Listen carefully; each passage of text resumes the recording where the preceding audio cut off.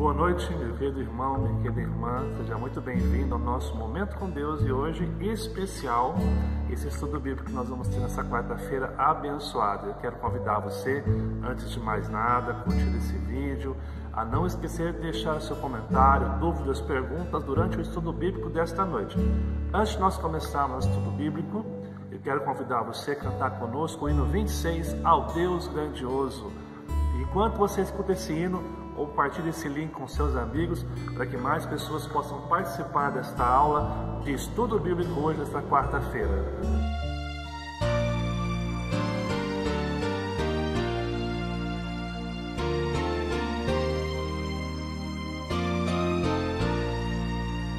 Senhor meu Deus, quando eu maravilhado os grandes feitos vejo da tua mão, estrelas, mundos e trovões rolando, a proclamar teu nome na amplidão.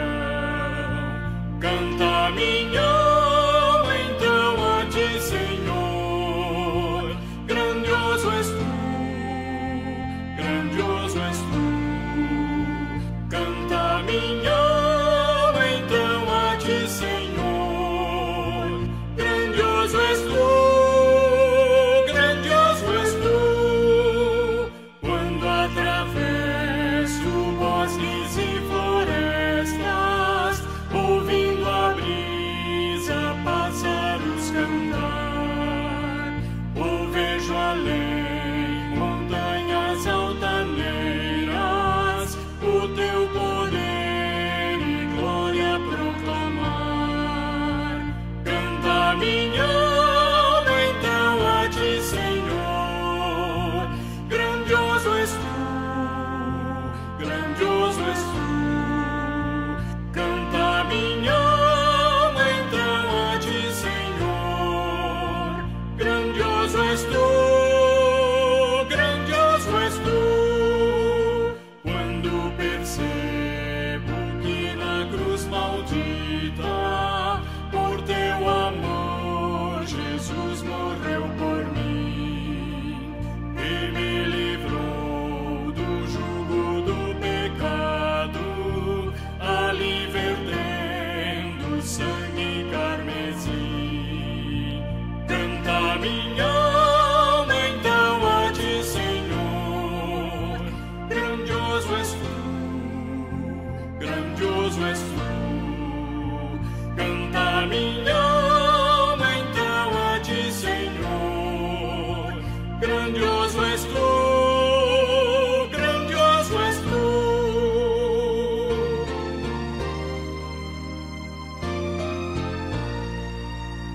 Quando afinal em resplendor e glória Jesus abrir as portas da mansão, eu hei de estar de joelhos entre os santos, na mais humilde vera adoração, e então cantar eternamente ali, grandioso és tu, grandioso és tu.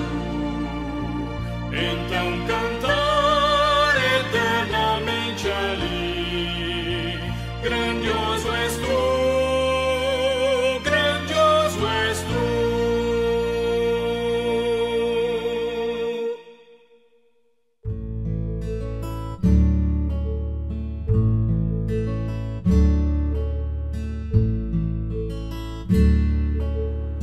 Vamos lá então ao nosso estudo. Nessa noite eu quero trazer esse tema com vocês do estudo. O que é ser igreja?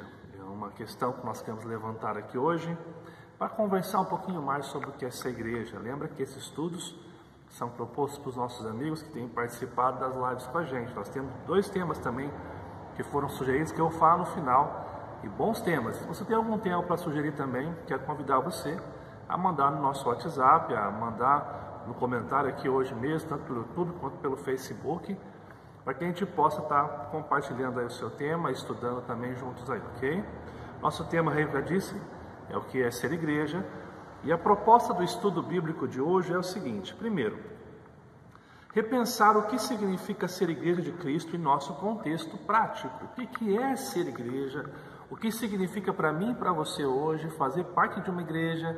O que é esse ser igreja que tem sido tão poluído nos nossos dias? Uma segunda coisa é o seguinte: refletir sobre as mudanças necessárias para vivenciar o ser igreja. Quando nós olharmos de forma muito prática hoje o que é ser igreja, nós seremos convidados a mudanças práticas também. A olhar para a nossa vida, a olhar para o nosso contexto e pensar em que áreas eu e você precisamos mudar e corrigir para que venhamos a ser de fato igreja de Cristo. Terceiro, assumir os compromissos de ser igreja de Cristo em nosso contexto. Não é só pensar em mudanças, mas assumir. Porque o ser igreja, naturalmente, é algo que Deus nos dá e nos desafia constantemente a assumir nosso papel como igreja. Uma coisa importante, vamos então, nessa noite, conceituar o que é igreja. O que é igreja? Vamos lá então. A Bíblia define igreja como o ajuntamento do povo de Deus. Interessante que as palavras, tanto no hebraico como no grego, que sugerem igreja, que halal e eclesia no grego e halal no hebraico, eles têm a ideia de ajuntamento, da congregação do povo, sendo essa invisível e visível. A compreensão de invisível consiste de todo o número dos eleitos que têm sido, são e serão reunidos num só corpo. Ou seja, a igreja invisível compreende aqueles que em todas as eras, tempos, serão reunidos como eleitos de Deus em um só corpo. E a visível consiste de todos aqueles que, espalhados pelo mundo inteiro, professam a salvação em Cristo Jesus, pregam a centralidade das Escrituras e testemunham o senhorio de Cristo em suas vidas. Muito interessante isso daqui, professam a salvação, creem em Jesus como Salvador das suas vidas, pregam a Bíblia, a centralidade nas Escrituras e testemunham o senhorio de Cristo nas suas vidas. É um testemunho diário. Cabe ressaltar que a igreja não salva ninguém, mas é o ajuntamento daqueles que verdadeiramente são salvos. A igreja não salva ninguém. A igreja não tem o poder de salvar pessoas. Quem salva é Jesus Cristo, mas as pessoas salvas se ajuntam em igreja, em comunidade cristã, porque são salvas em Cristo Jesus. Assim, qual é o texto base da nossa reflexão desta noite? Eu quero ler com vocês Mateus 16, verso 18. Olha só o que fala esse texto. Também eu te digo que tu és Pedro, e sobre esta pedra edificarei a minha igreja, e as portas do inferno não prevalecerão contra ela. Nós não vamos fazer um estudo mais aprofundado no texto propriamente dito. Esse texto, essa noite, é um texto básico para que a gente possa começar a pensar em ser igreja, mas algumas coisas interessantes aqui. Quando você vai para o original, você encontra tanto a palavra Pedro, que significa Petra, ou pedra, rocha, e depois ele fala sobre essa pedra, edificarei a minha igreja. Aqui, nós encontramos duas coisas. Primeiro, Pedro, ele é escolhido não com grau de superioridade, mas ele é escolhido entre iguais, para ser aqueles que iriam edificar a igreja. Paulo vai dizer em Corinto que ele era um prudente construtor. Também a mesma ideia que está acontecendo aqui, onde Pedro vai ser responsável, assim como nós somos hoje edificadores do reino de Deus aqui na terra, embaixadores do seu reino.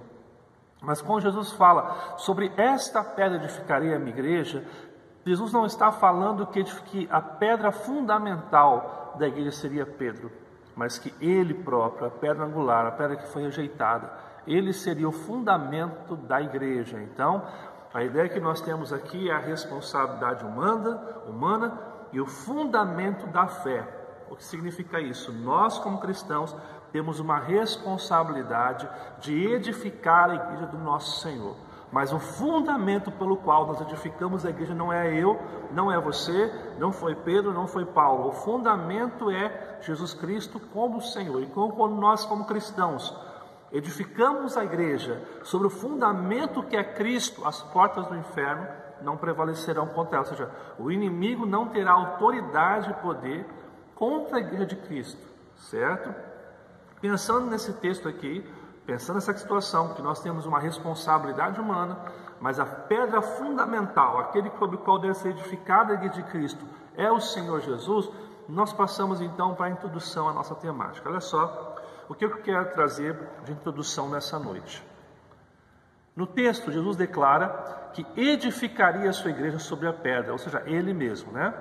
Edificar aqui significa que proveria o crescimento em sabedoria cristã, afeição, graça, virtude, santidade, bem-aventurança e piedade. Jesus vai alicerçar a sua igreja sobre esses princípios. Continuando. Quando tratando sobre igreja, entende-se que seja um grupo de cristãos ou daqueles que, na esperança da salvação eterna em Jesus Cristo, somente nele, observam seus próprios ritos religiosos, mantêm seus próprios encontros espirituais e administram seus próprios assuntos de acordo com os regulamentos prescritos para o corpo por amor à ordem. Aqueles que em qualquer lugar, numa cidade, vila ou etc., constituem um grupo e estão unidos em um só corpo, ou seja, eles têm os seus ritos, eles têm as suas práticas religiosas, mas todo o fundamento da sua fé é Jesus Cristo. E onde quer que eles estejam, cidades, bairros, vilas, pequenos grupos, grandes grupos, eles trabalham pelo amor, pela ordem e constituem um grupo que é unido a um só corpo, que é o corpo de Cristo, né? Continuando aqui, amados. No texto base, vemos que esta igreja iria prevalecer sobre as portas do inferno. Porém, aqui encontramos um problema. Olha só. Vivemos em uma época que a igreja cristã se tornou apenas uma instituição. Olha só. As maiores marcas dessa atual situação é a irrelevância e indiferença. Interessante porque hoje a igreja evangélica, e eu digo principalmente a brasileira, que é o nosso contexto, se tornou uma igreja irrelevante, que não faz falta. Não faz falta. Quando nós tivemos agora a questão do Covid, que as pessoas queriam que a igreja abrisse porque fazia bem para as pessoas, é no sentido das pessoas estarem com medo da morte, então elas precisam se aproximar de Deus e teoricamente a igreja é o lugar onde Deus está. Mas não porque a igreja faz falta para a sociedade como um todo. Muitos vizinhos, aliás, preferem que a igreja nem esteja ao lado das suas casas hoje. E também a indiferença, porque nos parece que muitas vezes a igreja evangélica ela se fecha num conceito de apenas, viver uma espiritualidade do monte, onde você é espiritual, onde há os dons espirituais, onde as pessoas estão espiritualmente acima de todos, mas elas não têm a condição de olhar para o próximo com amor, com respeito. Elas não estendem a mão para quem precisa. E aí, gente, é importante que a gente feche uma coisa interessante aqui. Quando nós falamos em estender a mão, a gente pensa que nós estamos falando do pastor. Nós não estamos falando do pastor, estamos falando da igreja, a igreja como um todo. Porque se você lê Atos dos Apóstolos, você percebe que toda a igreja estava envolvida em fazer a diferença onde quer que eles estivessem. E não somente a liderança. Eram aqueles que estavam, como eu falei na escola dominical domingo, na igreja de Antioquia, são os irmãos simples que estão saindo, perseguidos, e estão pregando o evangelho e fazendo diferença. Então é interessante você notar isso. Na verdade, falei no culto à noite, desculpa, não foi na escola dominical, foi no culto à noite. Nós falamos domingo de manhã sobre o que agrada a Deus, Mas eram pessoas que faziam parte da comunidade cristã, então não era liderança. A gente acha que só a liderança tem que fazer, mas não. Nós temos responsabilidades para com isso. Assim, amados, o que as pessoas de fora da igreja falam da igreja? Você sabe por que as pessoas de fora falam sobre a igreja hoje? Foi feita uma entrevista, mais ou menos em 2010, 10 anos atrás, onde pegaram pessoas do contexto pós-moderno, homossexuais, hippies, pessoas que que vivem uma vida dissoluta, no certo sentido, e perguntaram para essas pessoas o que elas pensam sobre a igreja. Olha as respostas que essas pessoas falaram. Clube social cheio de regras. A definição delas de igreja é um clube social cheio de regras. O que mais? Não é a casa de Deus, não é aonde Deus está. Um local simplesmente que não faz diferença nenhuma, é só mais um lugar que você pode ir. máquina de fazer dinheiro, e isso tem crescido consideravelmente na opinião das pessoas. Inclusive, quando a gente fala que é pastor, as pessoas já pensam que a gente quer roubar o dinheiro delas aqui. Olha só, problema. Algumas pessoas vão para a igreja e falam, ali só tem problema. Ali é bastante gente doente com problema. Olha só. Lugar de ignorância. Como as pessoas imaginam que o crente ele não pensa, o cristão ele não tem a inteligência, ele é ignorante e por isso ele segue a Jesus. Olha só. Sistema carcerário. Que interessante que quem dá essa opinião, eu não coloquei, tem um vídeo falando sobre isso, mas eu não quis colocar aqui por conta dos direitos autorais que a gente está tendo hoje com o YouTube, com o Facebook. Mas quem fala que a igreja é um sistema carcerário é um ex-presidiário. Ou seja, ele entende que a igreja é tão igual ao sistema carcerário que ele vivenciou. O que mais? Último lugar a se frequentar. Último lugar a ir, último lugar a passar um tempo na minha vida. Onde se perde a vida. Interessante que quem fala onde se perde a vida aqui é uma pessoa que frequentava uma igreja, uma pessoa desigrejada no contexto. Não preciso dela para ter Deus, ou seja, nada faz diferença. Uma outra coisa que colocaram, sistema político disfarçado, onde Jesus não está, onde o extremismo reina, é um comércio espiritual, é o governo de uma religião, aqui já está mais para a questão do governo. O que mais? Fanatismo. E por último, onde um mito se prevalece falando de Jesus, da obra de Jesus Cristo, né? Você percebe que os comentários que as pessoas falam sobre a igreja são bem pejorativos, são bem pesados, né? E aí a pergunta vem o seguinte: qual a nossa reação ao ouvir isso? Se você percebe as pessoas de fora da igreja, o que você pensa quando você ouve isso? Eu já ministrei esse estudo em alguns encontros presenciais, amados. Interessante como sempre quando eu passava esse vídeo e as pessoas viam a imagem das pessoas do estilo pós-moderno, né? As pessoas tinham preconceito em achar assim, quem essa pessoa é para falar de mim? Quem essa pessoa pensa que é para falar da igreja, para falar de Jesus Cristo, né? Mas é interessante que havia um sentimento de desprezo por essas pessoas. Mas é interessante que nós percebemos isso porque é assim que as pessoas nos veem hoje. É assim que muitas pessoas que estão lá fora e que nós pensamos em levá-las à igreja, estão pensando na igreja. E aí, amados, eu queria levantar algumas questões aqui. Nosso desafio aqui é repensar e praticar o verdadeiro conceito e propósito de ser uma igreja cristã. Nós estamos aqui estudando hoje com qual objetivo? De pensar o que é essa igreja e ser desafiado a repensar isso e a transmitir um conceito diferente de igreja. Para isso, torna-se necessário refletir sobre alguns pontos práticos do que é ser igreja. Vamos pensar aqui hoje, amados, no que é ser igreja. E pensar com forma muito honesta, e não é vergonhoso falar que nós estamos como igreja errando, porque nós somos falhos, nós não somos perfeitos. Então é importante que a gente reconheça os nossos equívocos e repense, reflita e pratique algo diferente que possa fazer diferença na vida das pessoas. Então, vamos ver 4 pontos práticos do que é ser uma igreja cristã hoje. Eu quero trabalhar com vocês 4 pontos práticos do que é ser uma igreja cristã em nosso contexto pós-moderno aqui, ok?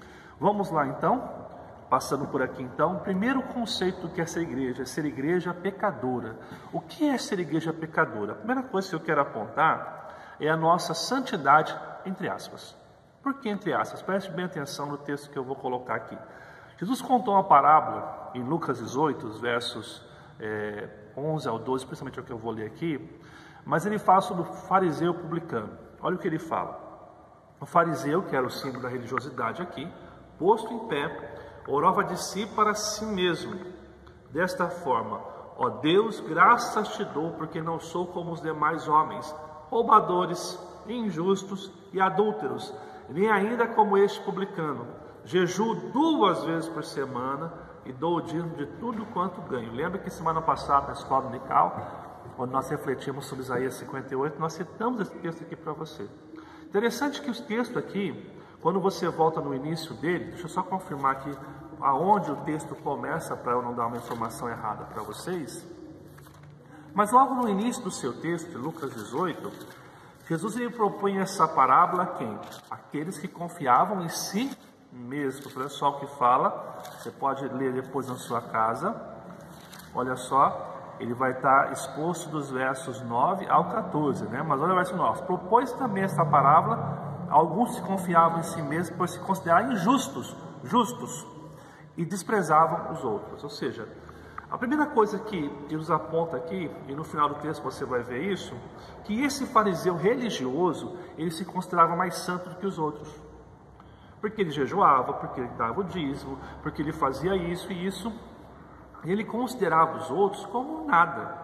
E é aqui que vem uma coisa muito interessante, porque talvez eu e você hoje acha que é tão santo, tão perfeito, que a gente considera o resto como nada. A gente considera a pessoa lá fora, nosso vizinho, que não professa a mesma fé que a gente, como o resto. E a gente é muito melhor que ele. E essa santidade que a gente cria é uma santidade perigosa, que nos faz achar que nós somos seres superiores. E essa não é a condição de ser igreja. Em primeiro lugar, nós temos que entender que a igreja ela é falha. A igreja não é perfeita, a igreja é pecadora também. Interessante você ver, Jesus fala em João 8,7. Está falando do texto em que as pessoas pegaram a mulher adulta ali e queriam apedrejar ela. E perguntaram o que deveria ser feito, pegando a lei de Moisés lá naquele contexto. Jesus fala o seguinte: como se insistissem a pergunta, Jesus levantou e lhes disse: aquele que dentre vós estiver sem pecado, seja o primeiro que lhe atire pedra. Ou seja, dentro desse contexto aqui, Jesus mostra bem claro que todos nós somos pecadores. A diferença entre a gente é que a gente compreendeu o que foi feito naquela cruz e se rende ao Senhor Jesus Cristo. Mas nós não somos perfeitos. Nós não somos mais santos que as outras pessoas. Essa capa de santidade que exclui o outro por se achar superior não condiz com o evangelho bíblico. É interessante porque, além dessa santidade, nós temos que ver nossa condição. Olha o que fala 1 João 1,10. Se dissermos que não temos cometido pecado, fazemo-lo mentiroso, e a sua palavra não está em nós. Todos nós pecamos, todos nós temos equívocos, todos nós temos o erro. O que nos leva a caminhar é a graça de Deus. E é interessante um texto aqui, amados irmãos. Lá no Antigo Testamento, Neemias 1, verso 7, fala o seguinte: temos procedido de todo corruptamente contra ti. Não temos guardado os mandamentos, nem os estatutos, nem os juízos que ordenastes a Moisés teu servo. Nós temos um contexto aqui, onde Neemias está começando um processo.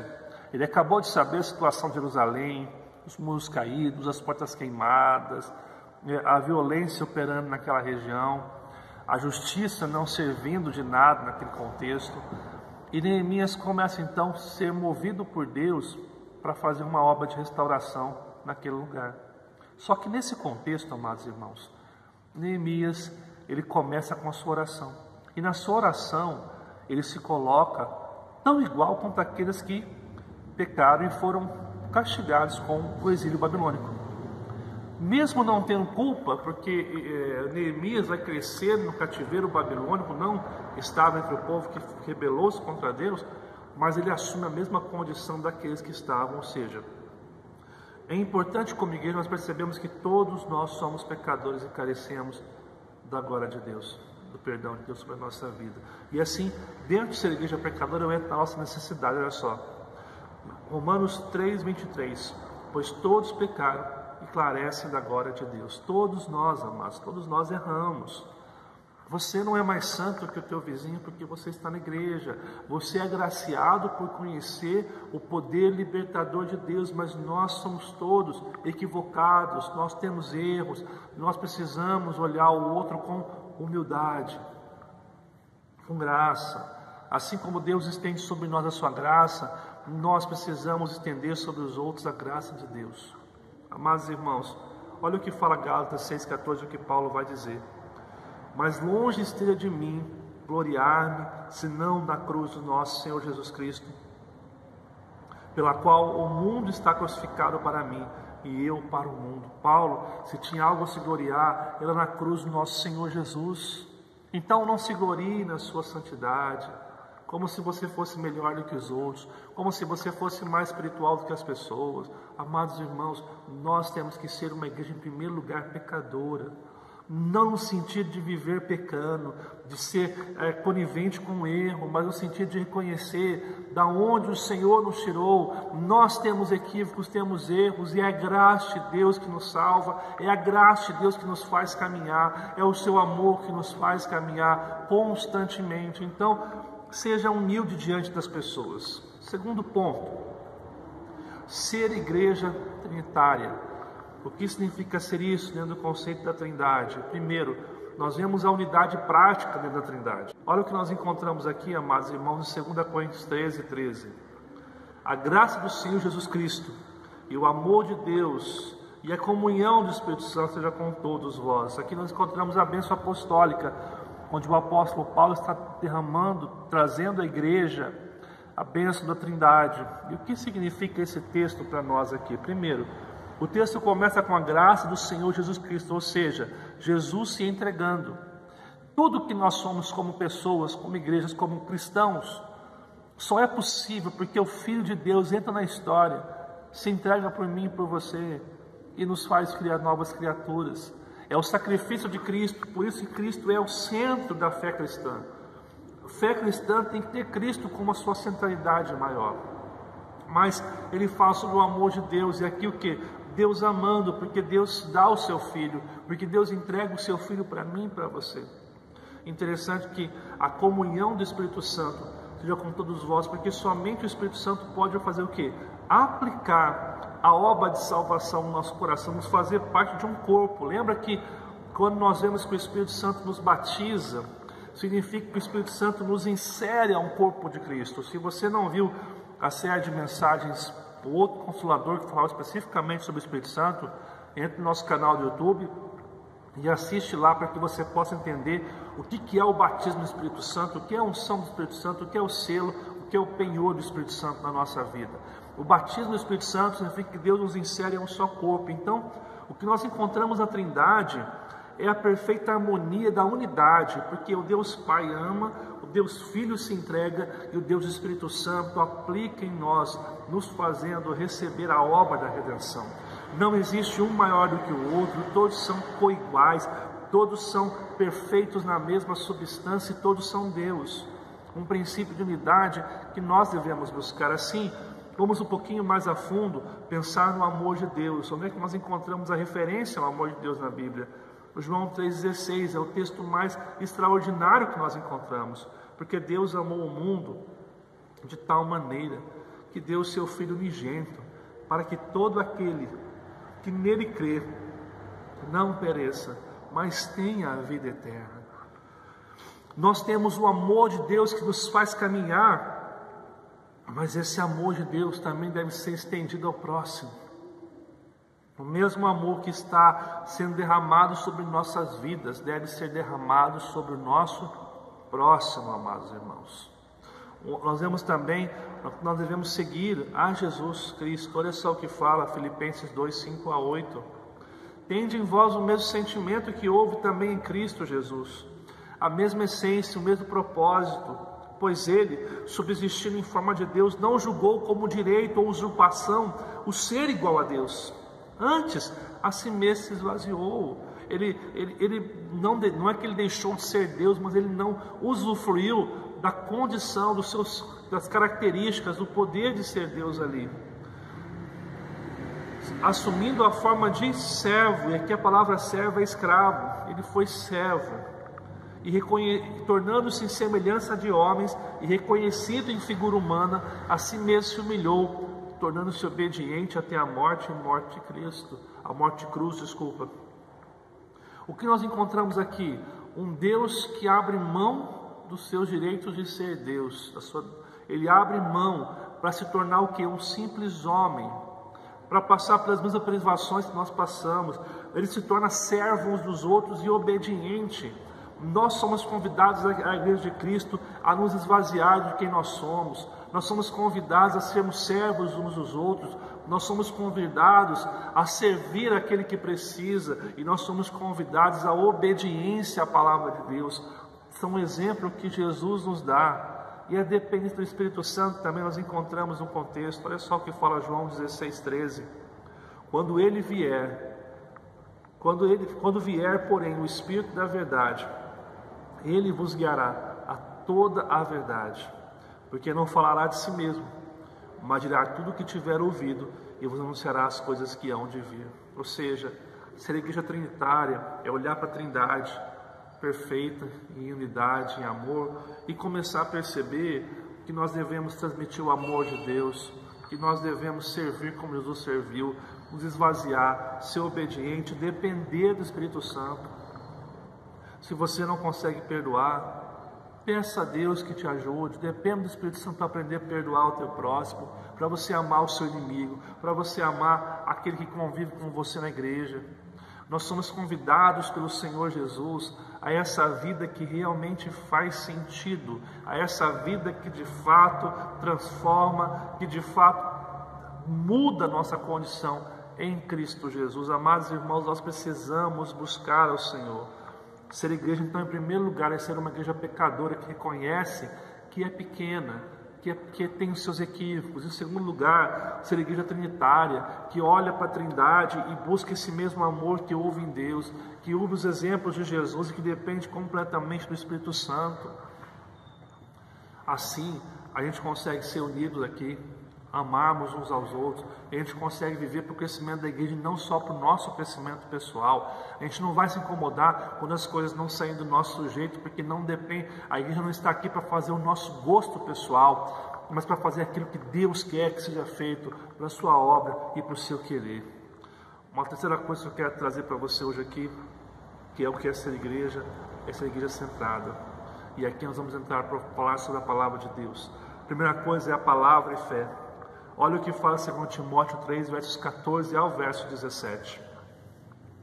Tu, porém, permanece naquilo que aprendeste, e de que foste inteirado, sabendo de quem o aprendeste, que desde a infância sabes as sagradas letras que podem tornar-te sábio para a salvação pela fé em Cristo Jesus.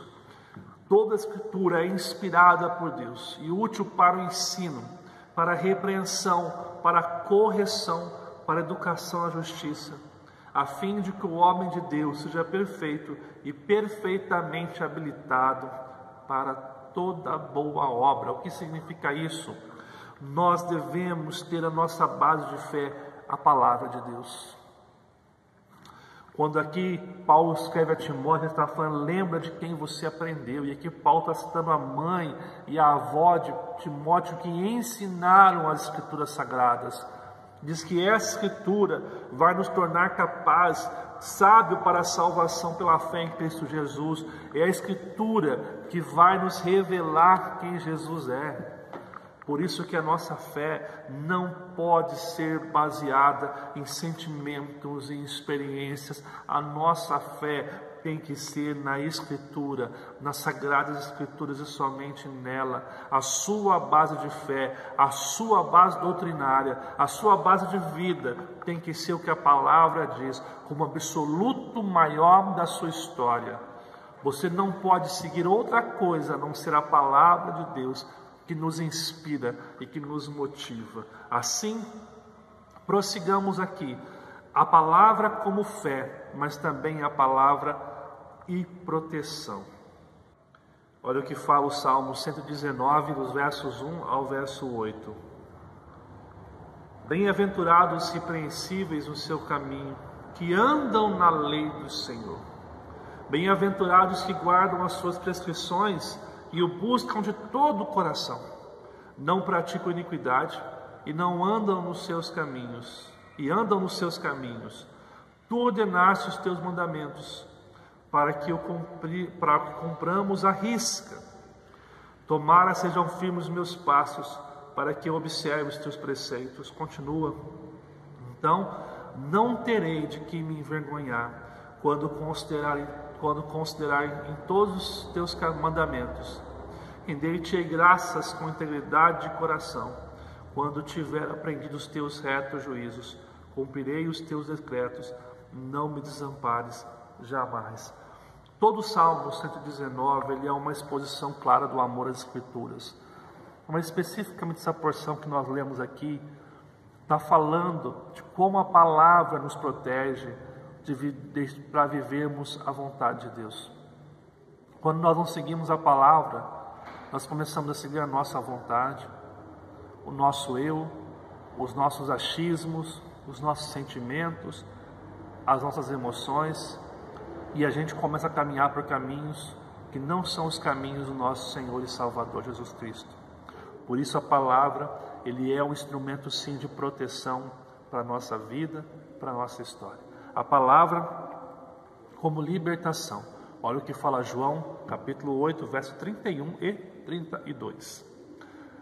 Disse, pois, Jesus aos judeus que haviam crido nele: se vós permanecerdes na minha palavra, sois verdadeiramente meus discípulos, e conhecereis a verdade, e a verdade vos libertará. Dois detalhes aqui. Primeiro, vocês serão discípulos se permanecerdes na minha palavra. Quem não permanece na Bíblia, nos ensinos da Bíblia, no que a Bíblia fala, não é discípulo de Jesus. Parece duro, mas é isso que a palavra de Deus nos ensina.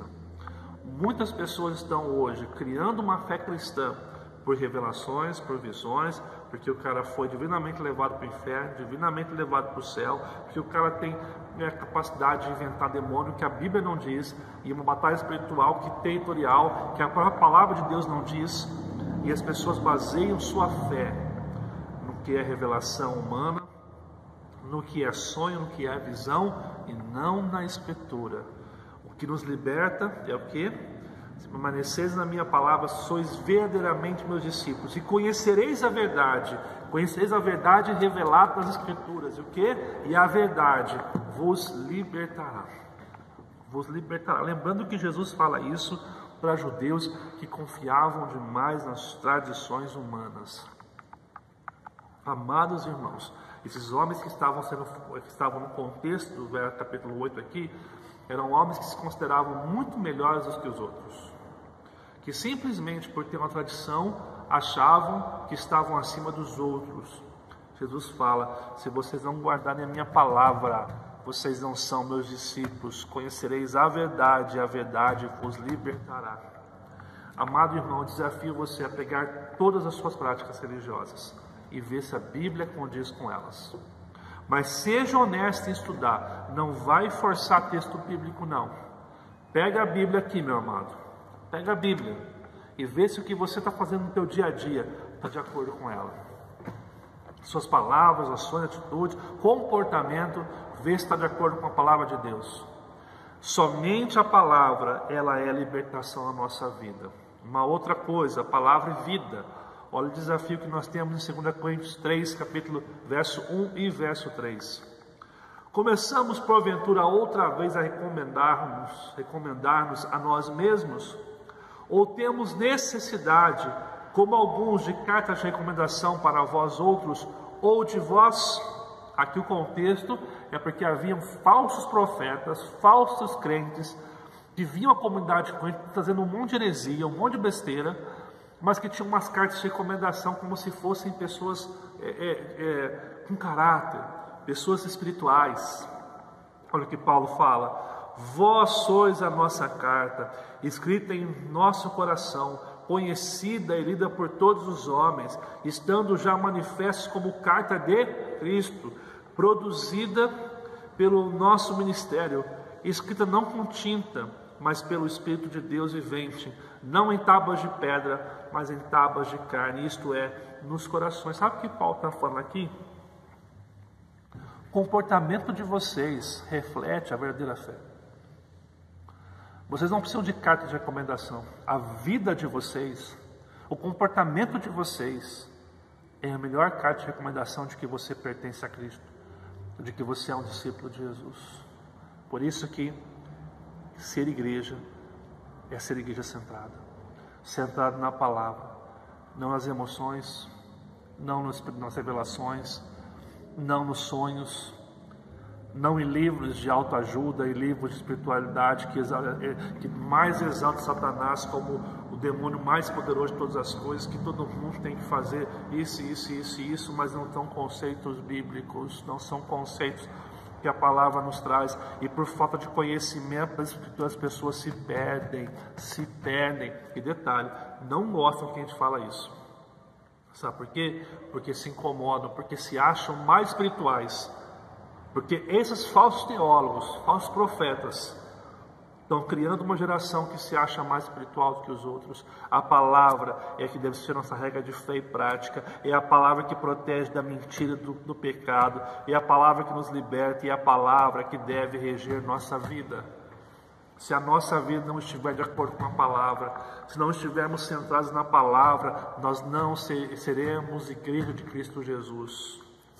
Seremos movimento, clube social, e aí aqueles discursos que a gente ouviu no começo das pessoas do contexto pós-moderno que não estão na igreja, serão realmente válidos. Em primeiro lugar, ser igreja é ser igreja pecadora, reconhecer que nós temos equívocos, reconhecer que nós temos falhas, que nós não somos melhores que ninguém. Aliás, nós somos alvos da graça, nós somos presenteados com a graça, mas isso não nos faz mais especiais que ninguém. Em segundo lugar, ser igreja trinitária, olhar para a trindade, para a unidade que ela produz, o ensino da unidade, da renúncia, da obediência, do amar acima de todas as coisas, na dependência da ação do Espírito Santo na nossa vida. E terceiro, uma igreja centrada, onde a Escritura, a regra de fé e prática, é a Escritura que deve nos conduzir, e não nossos achismos, revelações, livros de autoajuda. É a Escritura que deve nos conduzir. E por último, ser igreja é ser igreja doadora. O que é ser igreja doadora? Quero falar sobre respeito em primeiro lugar. Olha só o que fala Mateus 22, verso 39. O segundo, semelhante a este é: amarás o teu próximo como a ti mesmo. Jesus estava falando do primeiro mandamento, amar a Deus. Mas o segundo é amar o próximo. E o que é amar o próximo? É respeitar. Respeitar o outro. Respeitar as dificuldades do outro. E muitas vezes nós, como cristãos, não sabemos respeitar. Quando se levanta a questão da homossexualidade, as pessoas precisam aprender a respeitar. Respeitar é diferente de aceitar. Por exemplo, nós temos amigos que são homossexuais e eles frequentam a nossa casa, mas eles têm consciência que nós não somos coniventes e não aceitamos a prática que eles vivem. Mas como ser humano, nós respeitamos a pessoa, nós amamos as pessoas. Porque isso é um ensino de Jesus, amar o próximo. Respeitar o próximo é diferente de aceitar e ser conivente com o pecado. Você precisa fazer uma diferença bem clara na sua vida, que em nome desse não aceitar, nós também estamos deixando de amar, de respeitar o nosso próximo. E ser igreja é olhar para aquele que está errando com um olhar de misericórdia, de saber que essa pessoa é carente da revelação de Cristo Jesus, que pode mudar a vida dela. Então, o primeiro princípio de ser uma igreja doadora é ser uma igreja que respeita, que ama as pessoas que estão à sua volta, que ama os seus irmãos que estão com você, mesmo que haja diferença de opiniões, mesmo que haja comportamentos diferentes, nós precisamos amar os nossos irmãos, ter respeito por eles. E eu tenho visto pessoas que perderam respeito pelo outro irmão, que denigrem, que falam de qualquer jeito, sem respeito para com o próximo. Isso não é um comportamento cristão. Uma outra coisa fala da paixão. Olha o que fala 1 Coríntios capítulo 9, verso 16 ao 19, olha só. Se eu faço de livre vontade, tenho galardão, mas se constrangido então a responsabilidade de dispenseiro que me está confiada. Neste caso, qual é o meu galardão? Qual é a minha recompensa? É que, evangelizando, proponha de graça o Evangelho, para não me valer o direito de que Ele me dá. Porque, sendo livre de todos, fiz-me escravos de todos, a fim de ganhar o maior número possível. O que é a paixão no contexto do nosso estudo aqui? É a dedicação a servir ao Senhor, a evangelizar as pessoas. Paulo dizia que ele era livre, mas ele fez escravo para quê? Para ganhar as pessoas. Ele fala que a responsabilidade que ele tinha era porque ele era dispenseiro de Deus. Ele era comissionado a falar de Deus. A igreja cristã Ela está no mundo para proclamar a grandeza de Deus, para ser sal e luz, para vivenciar a pregação do Evangelho. Uma igreja que não prega não é igreja cristã. A igreja cristã deve ser movida a pregar o Evangelho, não somente a liderança da igreja, mas todos os crentes que fazem parte da igreja cristã. Ser igreja doadora é respeitar o próximo, é pregar o Evangelho, mas também é ter dedicação. Olha o que fala João capítulo 4, verso 34 e 35 e depois o 38. Disse-lhe Jesus: a minha comida consiste em fazer a vontade daquele que me enviou e realizar a sua obra. É isso que alimentava o Senhor. Vós não dizeis vós que ainda há 4 meses até a ceifa? Eu, porém, vos digo: erguei os olhos e vede os campos, pois já branqueiam para a ceifa. Olha o final do texto: eu vos enviei para ceifar o que não semeastes. Outros trabalharam e vós entrastes no seu trabalho. Jesus aqui falando com seus discípulos, ele diz o seguinte: eu estou enviando vocês a pregar o Evangelho. Os campos estão brancos, à espera daqueles que irão proclamar o reino de Deus, que irão pregar. A gente só consegue pregar quando há dedicação ao chamado que Deus nos dá. Se nós não nos dedicarmos ao chamado de Deus, nós deixaremos de fazer aquilo que Deus quer que a gente faça. Ser igreja doadora é respeitar o próximo, é amar as pessoas, é ter paixão para dar a sua vida em favor delas, mas também é ter dedicação com aquilo que Deus nos dá. E por fim, é um convite à prática. Olha o que fala 1 João 3,16. Nisto conhecemos o amor, que Cristo deu a sua vida por nós, e devemos dar nossa vida pelos irmãos. Olha só quão desafiador é o ensino de João nesse texto. Nisto conhecemos o amor, que Cristo deu a sua vida por nós, e devemos dar nossa vida pelos irmãos. Você quer desafirmar que isso? Está disposto a dar a tua vida pelo teu irmão hoje? Talvez muitos de nós, sendo de forma muito honesta, diríamos não estamos dispostos a fazer isso. Mas o convite que o Evangelho nos faz é que nós venhamos a fazer isso. Assim, amados irmãos, eu concluo pensando no que é ser igreja. Ser igreja pecadora. Reconhece seus equívocos, não é perfeita, não é melhor que ninguém, não é mais santa que ninguém, tem equívocos, tem erros, tem coisas que prejudicam a nossa vida. Ser igreja trinitária, é olhar para a unidade que é na Trindade e perceber que nós precisamos amar como Cristo, Deus amou, precisamos nos esvaziar como Jesus se esvaziou, ser servo, obedecer e depender da ação do Espírito Santo na nossa vida. Ser igreja o que é centrada. É a palavra que é regra de fé. Eu não posso viver por modismos, por experiências, por visões, por livros de autoajuda. Eu preciso ter a Bíblia, os seus ensinos e valores como regra de fé e prática na minha vida. E por último, ser igreja doadora, igreja que está em missão, que está pregando o Evangelho, que respeita as pessoas, que proclama o Evangelho, que se dedica para que as pessoas ouçam o Evangelho, que se esforcem para proclamar o Evangelho e estejam dispostos a dar as suas vidas para que pessoas possam reconhecer. Quando falo da vida aqui, gente, a gente tem que pensar em coisas simples também. Por exemplo, talvez de abrir mão do conforto da sua casa para visitar alguém. Aquele dia que você está muito cansado e quer só dormir, aquele dia você deixar de dormir para ir lá, levar um folheto, levar uma mensagem, falar com as pessoas e falar quem Jesus é para aquela pessoa. São atos de abrir mão da sua vida por amor a outro. São simples atos.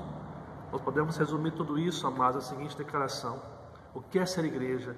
É depender de Deus e manifestar o seu reino na terra. Ou seja, é ser povo de Deus no mundo de Deus. Esse é o convite que Deus nos faz: ser igreja do Senhor Jesus, ser povo de Deus, aonde Deus tem nos colocado, aonde Deus tem trabalhado na nossa vida. Isto é ser igreja. Igreja pecadora, trinitária, igreja centrada, igreja doadora. Aqui nós não passamos pelo conceito teológico, mas um conceito mais prático. Existe um conceito teológico sobre o que é ser igreja, que é católica, una, santa, coisas que um dia a gente pode trabalhar aqui também. a questão das marcas da igreja verdadeira, que é a aplicação da disciplina, dos sacramentos, da profissão de Cristo Jesus. Hoje o nosso estudo focou numa coisa mais prática, certo? No que é ser igreja de forma mais prática, do que é colocar na prática tudo isso. Quero convidar você a refletir e praticar nesta noite um pouquinho sobre o que é ser igreja. Primeira pergunta: será que temos entendido o que significa ser igreja em nosso contexto? Olhando para a sua vida, pela maneira que você está hoje, você tem compreendido o que é ser igreja? Ou você hoje está olhando a igreja como se fosse um clube social, como se fosse um tempo que você está passando com as pessoas? O que você entende hoje que é ser igreja? Como você tem se comportado hoje em relação a tudo isso? Como você tem vivenciado tudo isso na sua história, na sua vida? O que é ser igreja para você? Nós temos entendido isso? Segundo, de que forma eu posso ajudar o grupo que pertenço para que se torne uma igreja cristã?